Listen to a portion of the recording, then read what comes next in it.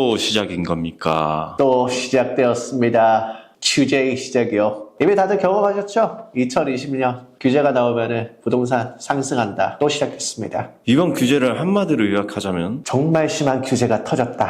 정말 심한 규제가 터졌다라는 거는 결국 우리는 큰 규제에서 틈을 찾으면 이거 크게 돈 벌 수 있는 시장이 나왔다라고 보시면 돼요. 이런 정책 규제 이런 거를 하루아침에 그렇게 할 수가 있는 건가요? 솔직히 이거 대형 사고죠. 정책과 규제라는 게 하루아침에 나올 수 있는 게 아니라 쉽게 생각하면은 서울 시내 자동차 제한 속도를 하루아침에 50에서 20으로 막 바꾼 거랑 마찬가지입니다. 또 재밌는 기사를 본 게 뭐냐 하면은 대통령은 몰랐다라고 얘기를 좀 하더라고요. 제가 뭐 정치를 얘기하는 건 아닙니다. 정책적인 측면에서 얘기를 하는 겁니다. 정책이 바뀌는데 대통령실에서 몰랐다는 게 말이 돼요? 그럴 수 있다고 봅니다. 우리는 정책 나오는 거에 연연하지 않고 투자만 잘하면 되니까 지금 오히려 기회다라고 보시는 게 좋겠습니다. 가장 큰 피해를 본 사람들이 있을까요? 이거는 제 개인적인 의견이긴 하지만 우리 같은 일반인들, 서민들이 가장 큰 피해를 받습니다. 대출 한도도 줄었고 LTV도 줄었고 뭐 신혼부부 버팀목 자금 전세 대출 한도 모든 것이 다 줄고 또 신용대출도 규제가 됐습니다. 이거는 서민들은 죽으라는 거죠. 사다리 걷어찼다라고 저는 보여집니다. 정부의 정책이라는 게 원래 부자한테 불리한 쪽으로 나오지 않나요? 이번 건은 부자에게 되게 유리한 조건으로 나왔다라고 보입니다. 그 사람들은 어차피 대출을 많이 안 받았거든요. 도대체 무슨 생각에서 이런 걸 했을까요? 그거는 저는 잘 모르겠습니다. 부동산 2인자. 제가 지금까지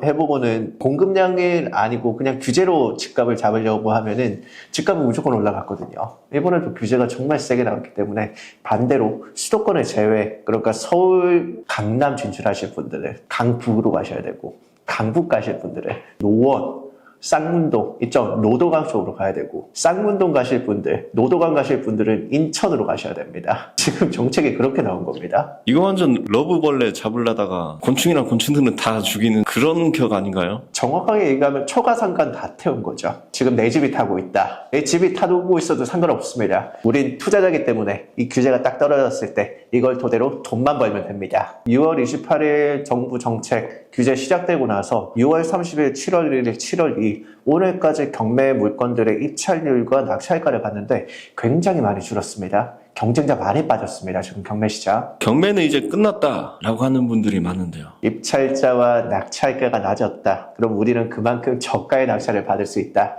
극단적인 예시로 다산 신도시 내 아파트가 지금 실거래가 7억짜리가 이번 5억 5천 입찰하는 물건이 유찰이 됐습니다. 그냥 단순 계산으로 1억 벌 수 있는 물건인데 흘렀다라는 겁니다. 투자하는 게 무서워서. 그럼 과연 이게 경매가 끝난 걸까? 다산에 그 잘 팔리는 아파트 실거래가 1억 싸게 먹을 수 있는 물건이 지금 유찰됐다니까요. 여러분들 경매 지금 기회입니다. 하셔야 돼요. 유찰되는 물건 앞으로도 꾸준히 많이 나올 겁니다. 경매법원은 사람이 적으면 적을수록 우리가 먹을 수 있는 물건이 많다라고 보시면 돼요. 불길한 예감이 들어요. 이거는 시작에 불과하다. 그저 예고편에 불과하다. 이런 시나리오가 그려지는데 솔직히 이게 전 정권이나 전전 정권까지 따져도 규제를 하루 만에 이렇게 하는 정권은 없었습니다. 정말 의례적인 예외적인 케이스 중에 하나예요. 이번 대통령의 정책은 명확합니다. 집값 어떻게든 잡겠다라고 하는 건데 집값을 잡을 때 솔직히 제일 중요한 건 공급량을 늘려야 되거든요. 그럼 공급량 늘릴 수 있는 방법이 뭐냐? 신도시를 만드는 겁니다. 그게 가장 빠릅니다. 근데 신도시를 만드는 데는 적어도 15년에서 20년이 걸리기 때문에 기존의 주택을 다시 공급하는 방식으로 틀을 짤 거예요. 기존의 주택 재개발, 재건축 빠르게 진행한다. 그게 아마 공급 대책이 나올 건데 아직 규제에 대해서 대출 규제는 나왔지만 공급량 대책이 안 나왔다. 그러면 이 공급량 대책을 보고 움직여도 우리는 늦지 않는다. 왜냐하면 공급량을 아무리 빨리 늘려도 3년이 걸리거든요. 한만 빨라도 3년이고 새로 그냥 땅 싹 다 아무것도 없는 맨땅에 아파트 올리는데 3년이고 재건축 재개발하면 암만 빨라도 10년입니다. 지금부터 어떻게 하든 암만 빨라도 5년 안에는 공급량이 나오기가 힘들다라고 보시면 됩니다. 그러니까 집 사세요. 집 사야 됩니다. 경매하시고 투자하셔야 돼요. 우리가 죽을 때까지 이 부동산 투자는 해야 됩니다. 우리의 숙명이고 어떻게 보면 우리가 살아갈 때 투자는 반드시 필요한 부분이에요. 우리 가족이 잘 먹고 잘 살려면 부동산 투자, 그것도 싸게 살 수 있는 경매가 가장 확실한 방법입니다. 절망적인 지금 같은 상황에도 방법 다 있습니다. 불평을 하고 있을 시간 없습니다. 움직여야 되니까. 627 대출 규제는 이미 숙지하신 분들이 많을 테니 규제에 대한 내용 정리를 뒤에서 한번 해드리겠습니다. 이 난리난 상황에서 남들 모두 머뭇거리고 있을 때 제대로 먹힐 수밖에 없는 틈새 전략, 어떻게 하면 경매로 돈 벌 수 있는지 지금부터 정리해드리겠습니다. 자, 크게 보면 이번 규제가 다주택자를 규제를 좀 하는 겁니다. 일단 무주택자, 지금 기회입니다. 법정에 사람이 없어요. 유찰되는 물건이 정말 우량한 물건들 많기 때문에 지금 법원 가셔야 됩니다. 최근에 제가 확인해보니까 경매 입찰자, 낙찰가 정말 많이 내려갔습니다. 무주택자는 지금 움직이셔야 됩니다. 1주택자, 내가 수도권에 집이 하나 있다. 그러면 1주택자들은 법인을 만드시거나 아니면 공시가격 2억 이하, 수도권, 규제지역 제외한 지역으로 투자를 하셔야 됩니다. 대표적으로 지방 중에서는 뭐 천안도 있고 아산도 있고 청주도 있겠죠. 당연히 지방으로 가면 대출 나옵니다. 이번 규제의 내용은 수도권과 규제 지역에 한해서 대출 제한이니까요. 지금은 서울에 집 사는 거 솔직히 좀 힘들 수 있습니다. 왜냐면 서울에 집 사려면 대출이 잘 나와야 되는데 대출 한도를 죽여가지고 서민들도 집 사기 힘들게 만들었거든요. 하지만 이게 대출 규제가 큰 거 나왔다고 해서 그거랑 상관없는 물건들도 그냥 유치해야 되는 게 지금 어떻게 보면 경매시장 분위기입니다. 어중이 떠중이들 다 떠나가고 나면 이제는 진짜로 여러분들이 돈을 버는 시장이 된 겁니다. 이 영상을 시청하시는 1인자분들이라면 제가 계속 투자의 강조점, 왜 해야 되는지 이유들을 설명드렸으니까 아시리라 믿습니다.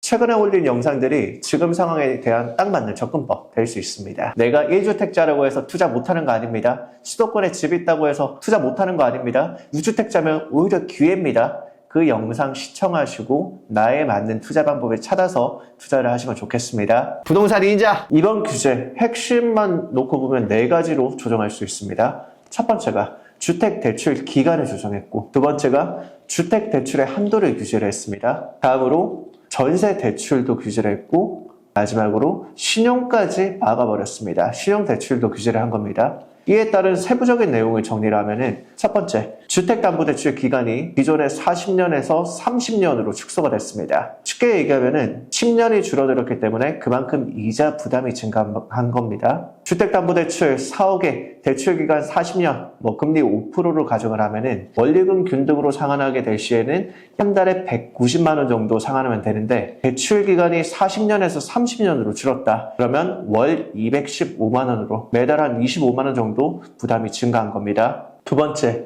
주택담보대출 한도가 규제가 된 겁니다. 최대 금액은 6억까지 대출이 가능하고 LTV는 70%를 적용받습니다. 대출받으면 반드시 6개월 내에 전입해야 되고요. 주택을 담보로 생활안정자금 대출 받는 거, 이것도 금액 최대 1억으로 제한됐습니다. 수도권과 이제 규제지역 2주택 이상은 아예 금지됐고 1주택은 1억까지 한도로 대출받을 수 있습니다. 기존 주택 담보로 이제 생활안정자금 대출받고 투자하는 수요가 상당했는데 이제는 대출 자체가 금지되었기에 불가능하다고 보시면 됩니다. 세 번째, 대출에 대해서도 규제를 했습니다. 이거 역시나 수도권과 규제지역 내에 있는 부동산 얘기하는 거예요. 전세대출 보증 비율이 축소가 됐기 때문에 90%에서 80%로 10%가 줄어든 겁니다. 갭 투자도 전세대출 보증 비율 축소됐기에 기존보다 더 많은 투자금이 필요합니다. 이게 좀 문제가 되는 게 소유권 이전부 전세대출이 금지가 됩니다. 이 청약하시는 분들은 분양자가 전세보증금으로 매매대금 이제 잔금 납부하는 경우가 굉장히 많은데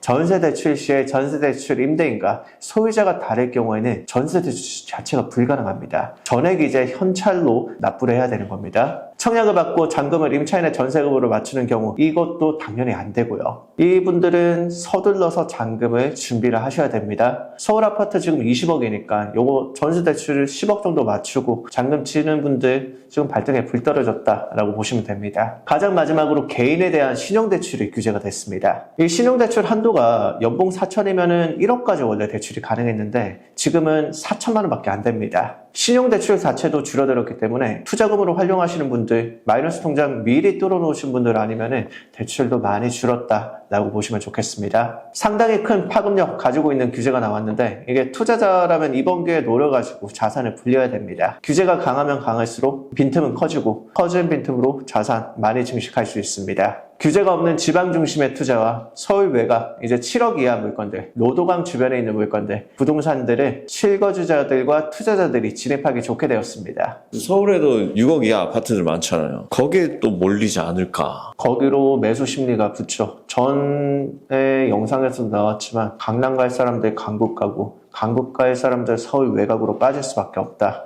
서울 외곽 사는 사람들은 그럼 인천 수도권 지역으로 빠질 수밖에 없다라고 보여집니다. 지금 최대 6억까지 나온다는데 원래는 최대 몇 억까지 나왔었나요? 대출 한도가 없이 대출이 나왔습니다. 10억짜리 집 사면은 70% 7억까지는 대출 나왔는데 금액에 대한 정량적으로 최대 대출은 6억, LTV는 70%로 딱 막아버린 겁니다. 예를 들어서 4억짜리 노원에 있는 아파트 산다.